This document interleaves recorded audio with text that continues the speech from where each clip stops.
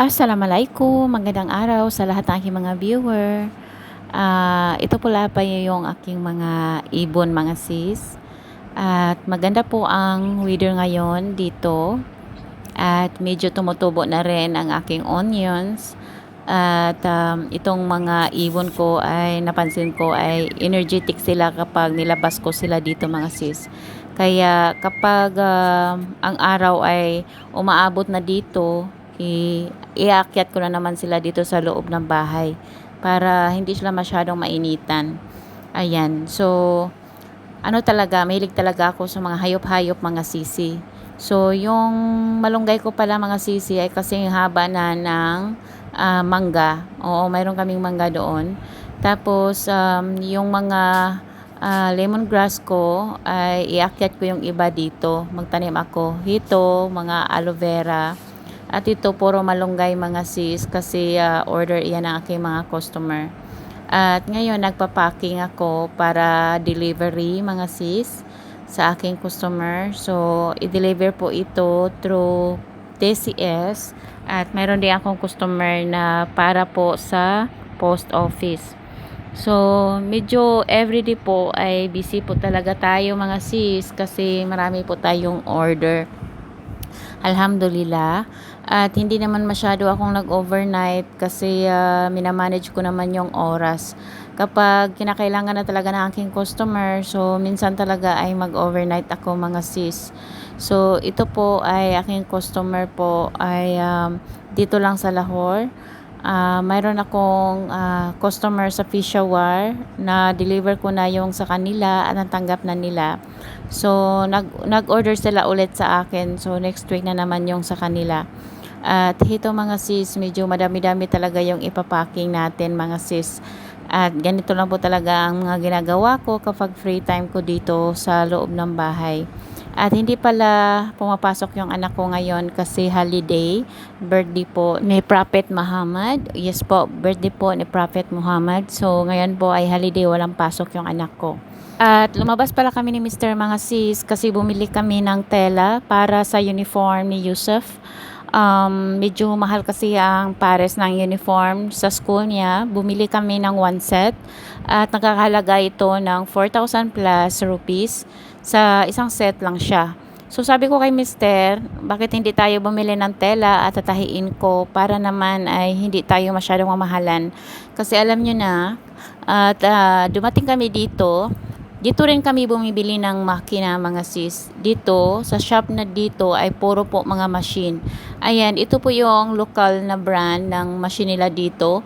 Pwede siya sa kamay, pwede din siyang lagyan ng motor. So, kami po ay sumasakay ng rickshaw na para po siyang tricycle.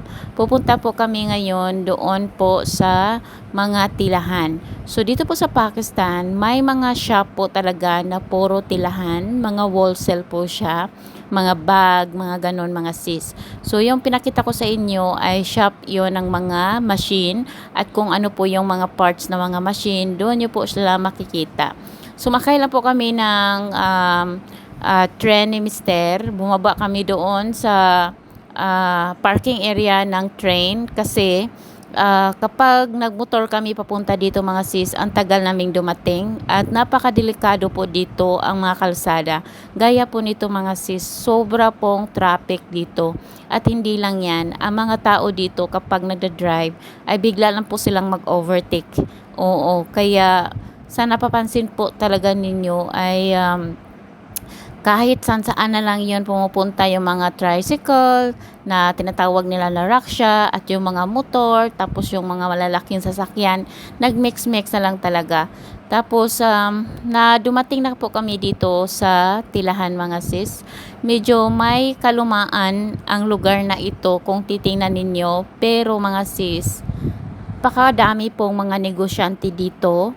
Puro po siya nagtitinda ng mga wholesale po, ng mga bakal, yung mga bag, tapos yung mga kitchenware, tapos makikita mo dito ang iba't ibang klase ng mga tela. Kaya sa lugar na ito makikita namin yung pang-uniform talaga ng mga tela. Kaya dumadayo kami ni Mr. dito, mga sis. Napakadaming tao po talaga na dumadayo dito mga sis, lalo na yung mga tailor. At yung iba naman ay gusto nilang magkaroon ng sariling shop. So dito sila nagkukumpra ng mga bags, ng mga sapatos, mga sandals, mga damit ng mga bata, mga tela at mga damit ng mga kababaihan. So dito, marami pong mga shop-shop na kailangan nyo pong pasukin. Yung pupuntahan namin ay medyo malayo kaya kailangan naming lakarin. At hindi kasi namin dinadala yung motor namin, gaya ng sinasabi ko ay iniiwan namin doon sa parking area na.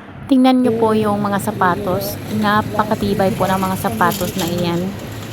Ayan, ito po yung mga shop po dito sa mga kapaligiran. Madami po silang mga display. Simple. Mga mura lang po ang mga tinda dito mga sis kasi mga wholesale po dito. Ayan, so medyo magulo-gulo po ang mga nasa paligid dito mga sis. Kaya hindi talaga pwede magdala ng motor dito. Maabirya tayo. Oo.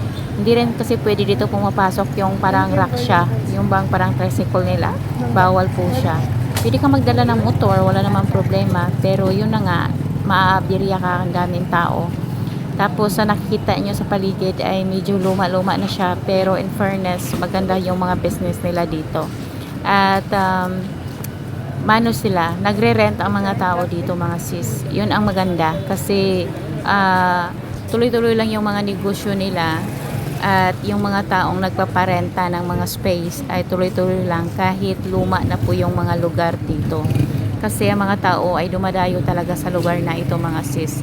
Dahil po nandito po lahat ng mga pangangailangan nila about sa mga tela, mga damit, mga sapatos, mga kung ano-ano pang mga gamit dito sa mga students. So, dumating kami dito at naghanap na kami ng mga kulay na kamatch ng dinadala namin na sample mga sis. Ayan, so kaya pala medyo masyadong mahal yung uniform kasi hindi naman talaga madali magharap ng tela. So, ito palang shop na to ay puro bag. Bumili kami ng isang trolley bag kasi nandito na kami. Oo. Ang may-ari pala nito ay galing pa sa SWAT at sila po ay mga patan. Napakagaling po nilang tumanggap ng mga customer. Oo. At mga mababait po sila. Kaya maraming salamat po sa panonood. Al-Hafiz.